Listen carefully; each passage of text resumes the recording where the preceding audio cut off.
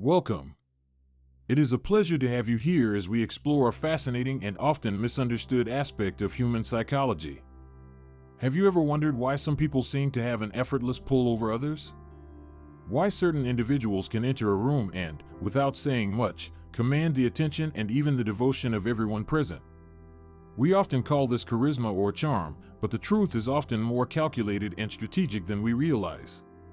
Today, we are diving deep into the psychology of attraction and social maneuvering through the lens of Robert Greene's work.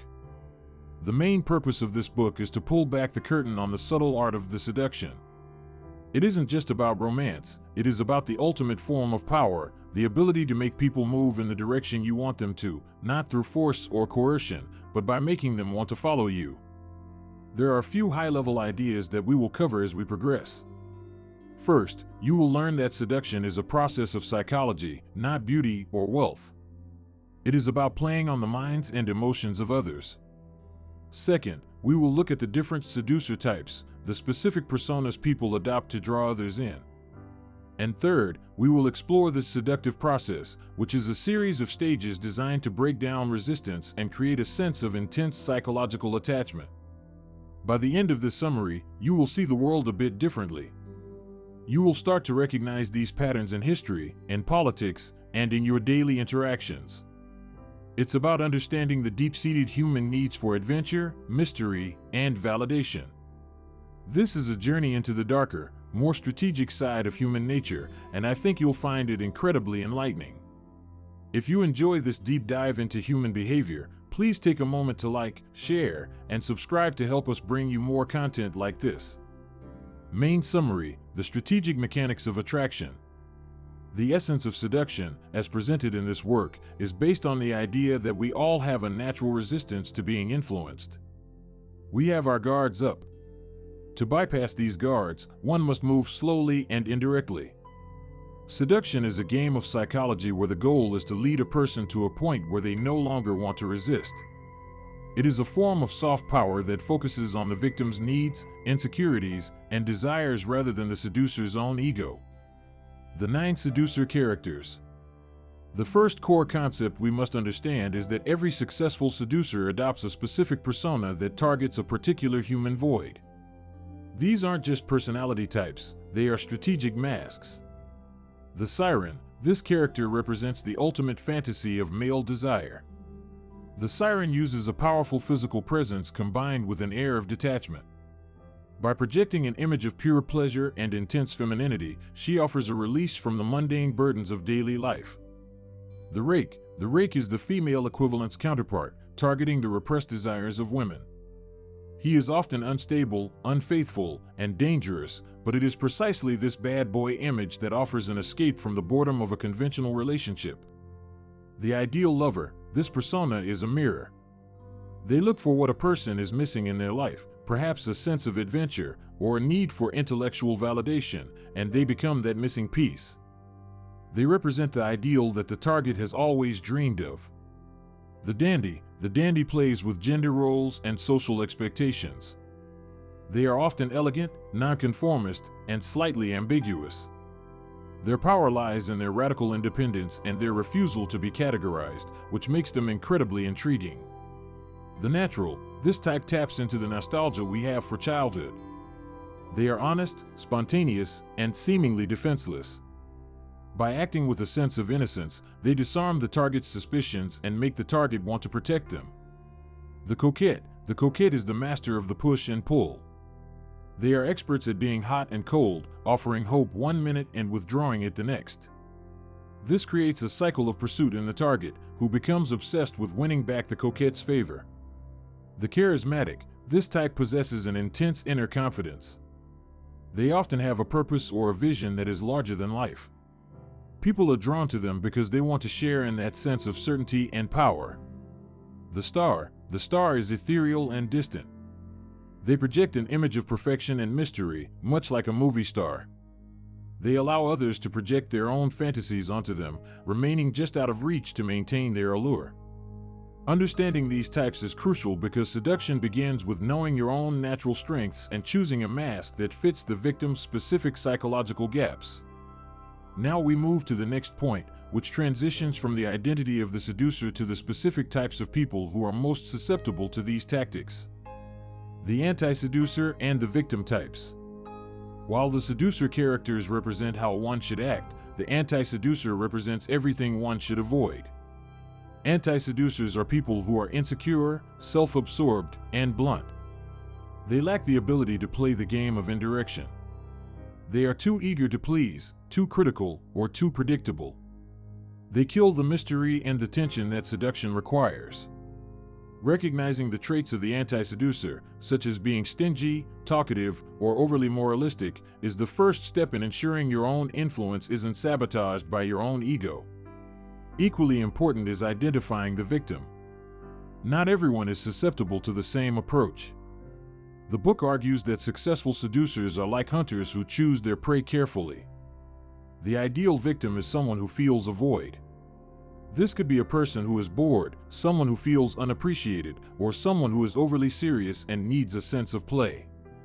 By identifying what a person lacks, whether it is excitement, danger, or emotional depth, the seducer can tailor their persona to fill that specific hole. For example, a person who has spent their entire life following the rules and living a perfect life is often the perfect target for a rake or a dandy, because these types offer the one thing the victim lacks: rebellion and unpredictability.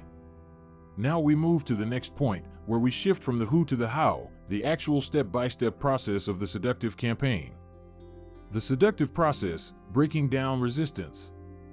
Seduction is not a single event. It is a phased process designed to lead a person through a series of emotional states. The goal is to move the target from a state of indifference to a state of total preoccupation. Separation and intrigue. The first stage is to get the target's attention without being obvious. You must stand out from the crowd and create a sense of mystery. The goal is to make the target wonder about you. This often involves choosing the right victim and then sending mixed signals to keep them off balance. Creating a false sense of security. Once you have their attention, you must disarm them. This is done by appearing interested in them, rather than trying to make them interested in you. You play the ideal lover or the natural to make them feel safe and understood. You enter their spirit and mirror their moods. The precipice. After the target is comfortable, you begin to introduce tension. You create a need by withdrawing slightly or by introducing a third party to spark jealousy. This creates a sense of competition and urgency. You move from being a friend or a comfort to being an object of desire that they might lose. The lead into the kill. This is the final phase where the resistance is fully broken. The seducer uses physical and emotional presence to overwhelm the target. They create a shared moment or a crisis that forces the target to make a choice. By this point, the target is so psychologically invested that they are the ones pursuing the final union. This process is about the slow accumulation of psychological pressure. It is about making the target the aggressor in their own mind, so they feel as though they are the ones who have chosen this path, even though the seducer has been leading them all along. To build on that sequence of breaking down resistance, we must look closer at the specific psychological maneuvers used during the middle and late stages of a seductive campaign. These are the dirty tactics of the mind that move the interaction from a casual interest to an all-consuming obsession. The art of creating pain and tension. One of the most counterintuitive points in the book is that pure pleasure is actually a weak tool for long-term influence. If you are always kind, always available, and always agreeable, you become a commodity. You become boring. The human mind quickly habituates to comfort, and once comfort is established, the target's attention begins to wander. To prevent this, the seducer must intentionally introduce pain or anxiety. This doesn't mean being cruel, it means creating a sense of lack. You must make the target feel that they are missing something when you are not around, or that they have somehow displeased you. By creating a slight dip in their emotional state, perhaps through a brief period of coldness or by talking about a fascinating other person, you force the target to work harder to regain your favor. The reason this is important is rooted in human psychology. We value what we have to fight for. When you provide a resolution to the tension you created, by returning to your warm, charming self, the relief the target feels is interpreted as intense pleasure. This roller coaster effect creates a deep emotional bond that a smooth, tension-free relationship can never achieve. It is about keeping the target in a state of feverish pursuit. Now we move to the next point, where we look at how to use language and symbolism to further bypass the target's logical defenses. The use of seductive language and symbolic gestures. Once the target is emotionally off balance, the seducer shifts their focus to how they communicate. In this stage, the goal is to stop the target from thinking critically. The book emphasizes that plain talk is the enemy of seduction. If you are too direct, you appeal to the target's reason, and reason is where resistance lives. Instead, the seducer uses seductive language. This involves using vague, poetic, and loaded words that suggest more than they say. It is about painting a future or an image in the target's mind without giving them concrete details to argue with. You use flattery, but not the obvious kind. Instead of praising their looks, you praise the qualities they wish they had, or the parts of their personality they feel are misunderstood by the world. This makes the target feel that you are the only person who truly sees them. Complementary to this is the use of symbolic gestures. These are small, unexpected acts that prove your devotion or your uniqueness. It might be a gift that references a tiny detail from a conversation you had weeks ago, or showing up at a place that has a deep, shared meaning. These gestures act as a proof of heart.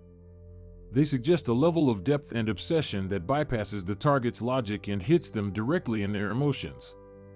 The target becomes convinced that the connection is fate or destiny rather than a calculated strategy.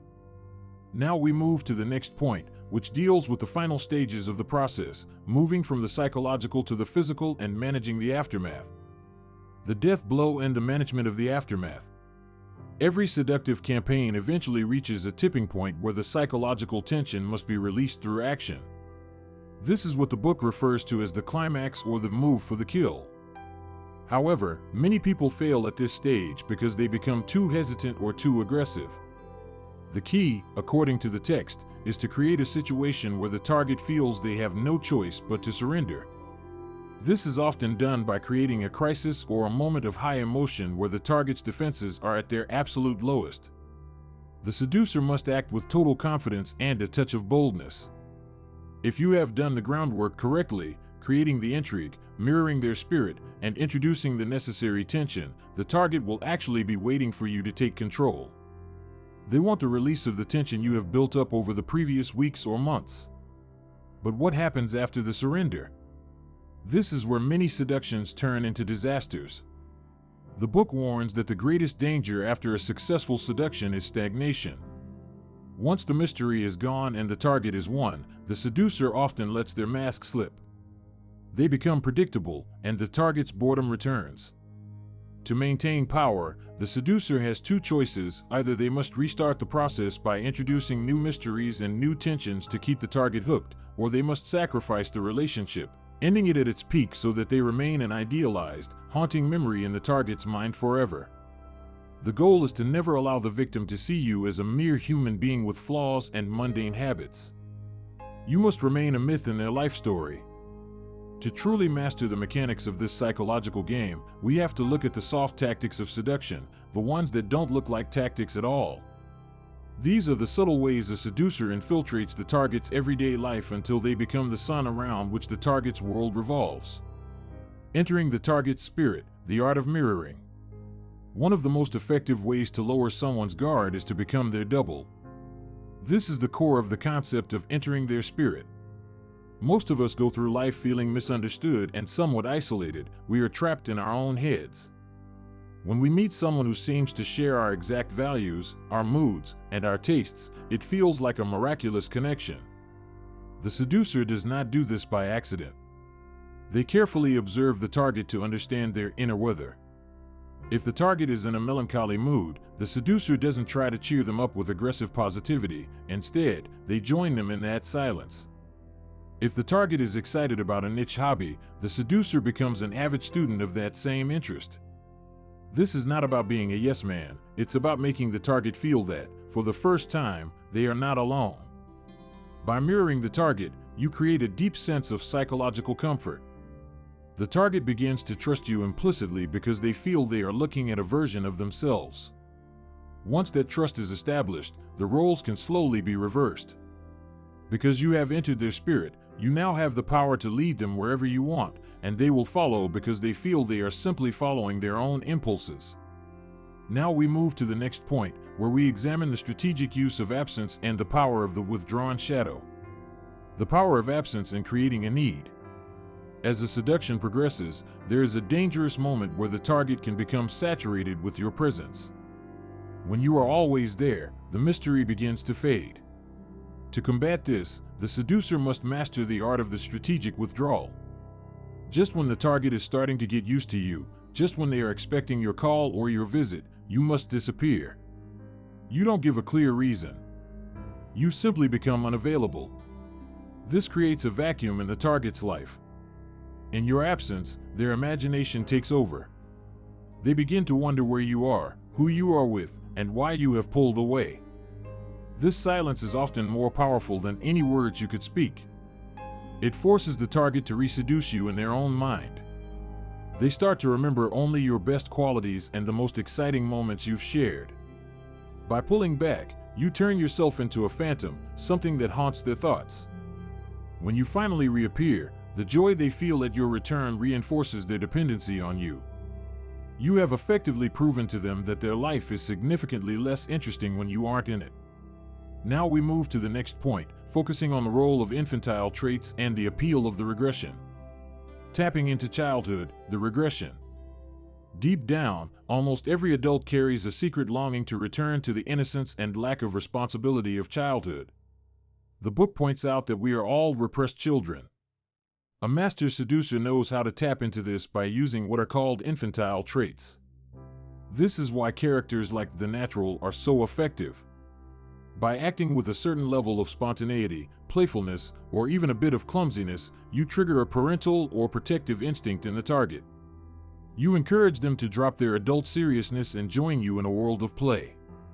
This regression is incredibly addictive.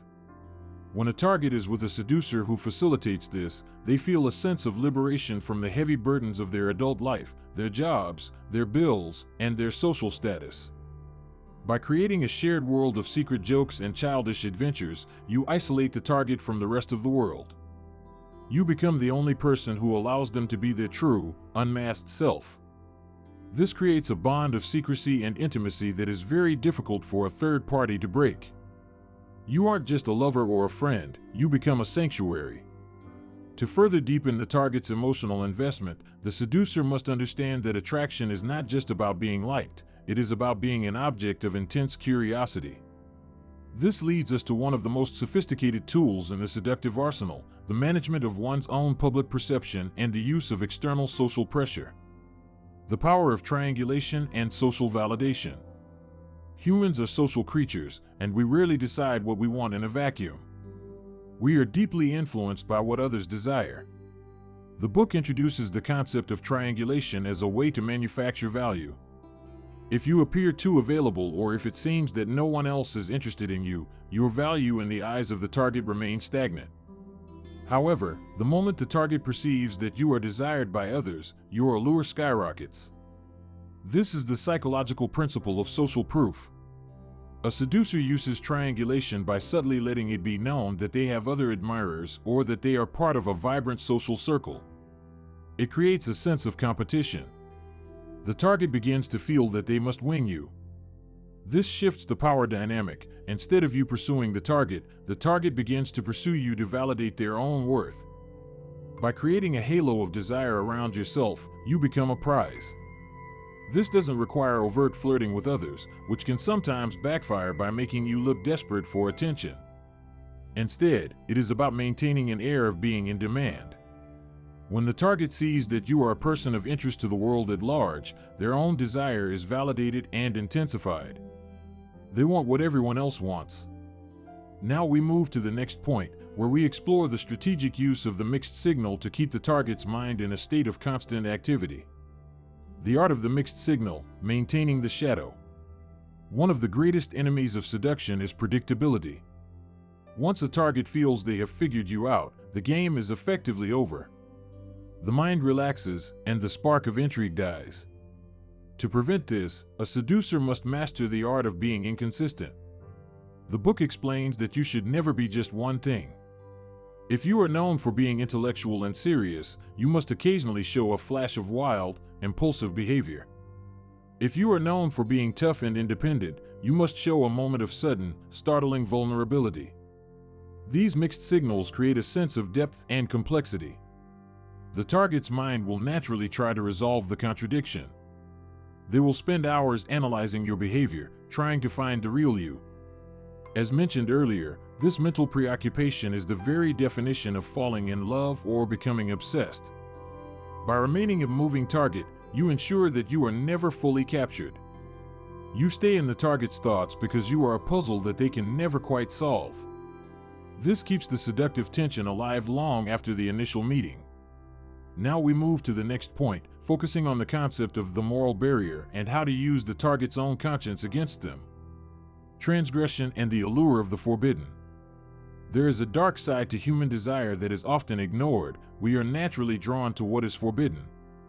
Rules, morality, and social conventions create a wall, and there is a deep, often unconscious urge in most people to see what is on the other side. A master seducer understands how to position themselves as a transgressive force. The book suggests that you should not be a perfect person. In fact, having a bit of a reputation or a touch of the dark side can be incredibly seductive. By encouraging the target to break a small rule with you, something as simple as a secret meeting or a shared confidence that goes against their usual social circle, you create a bond of co-conspiracy. This act of transgression creates a powerful us versus the world mentality.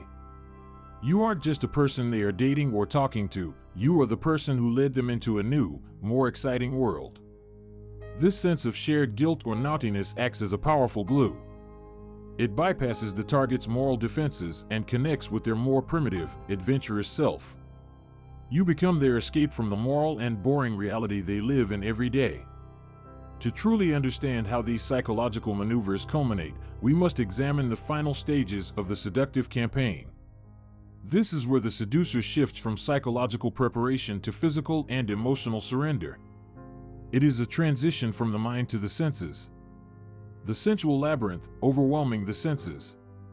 Once the target's mind is sufficiently occupied with mysteries, mixed signals, and the tension of absence, the seducer begins to focus on the target's physical environment. The book explains that to bypass the final layers of resistance, you must appeal to the senses. Reason is a function of the mind, but the senses live in the present moment. A master seducer uses the sensual labyrinth to lull the target into a state of relaxation where they stop thinking and start feeling. This involves paying extreme attention to detail, the atmosphere of a room, the choice of music, the scent of a place, and the quality of light. These are not just decorations, they are tools of soft intoxication. By creating a setting that is comfortable, slightly exotic, and disconnected from the outside world, you make it difficult for the target to maintain their usual social mask. In this state of sensory overload, the target becomes more suggestible. They lose track of time and the consequences of their actions. The goal is to create a shared dream where the only reality is the immediate interaction between the seducer and the victim. By controlling the environment, you control the emotional temperature of the encounter. Now we move to the next point, where we explore the bold move, the moment where the seducer must finally drop the indirection and act. The bold move, the climax of the campaign. There comes a moment in every seduction where the push and pull must end.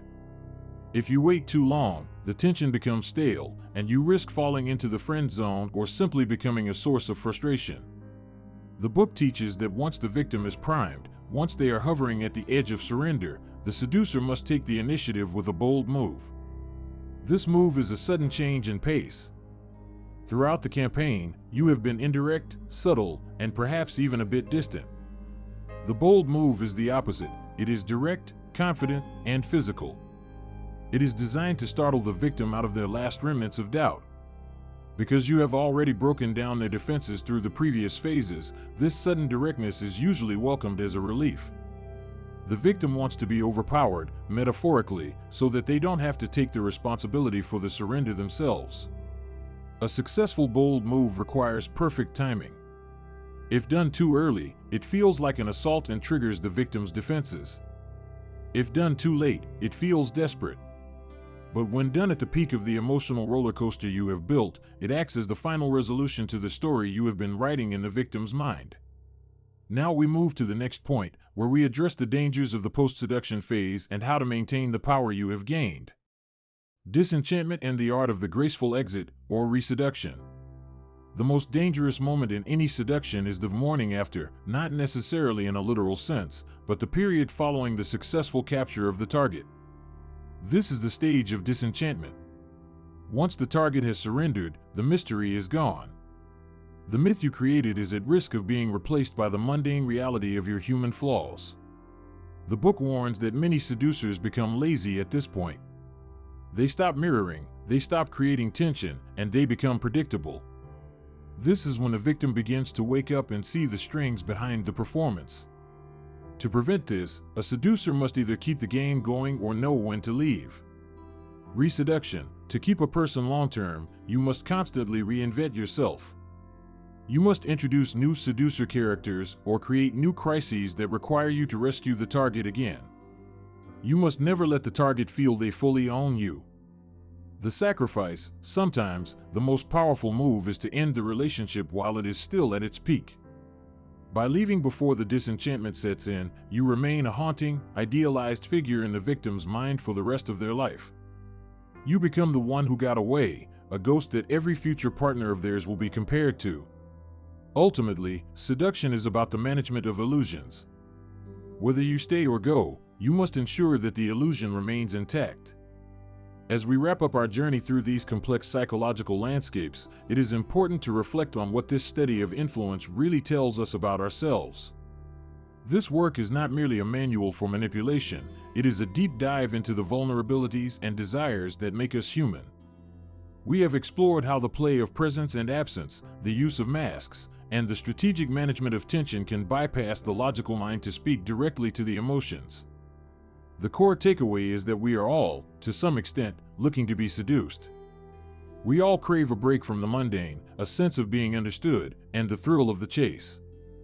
By understanding the seducer types and the seductive process, you gain a dual perspective. You learn how to be more influential in your own life, but you also learn how to recognize when these same tactics are being used on you.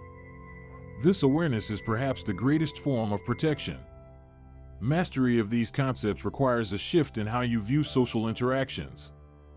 It requires moving away from the hard power of direct demands and moving toward the soft power of psychological allure. It is about patience, observation, and the willingness to play the long game.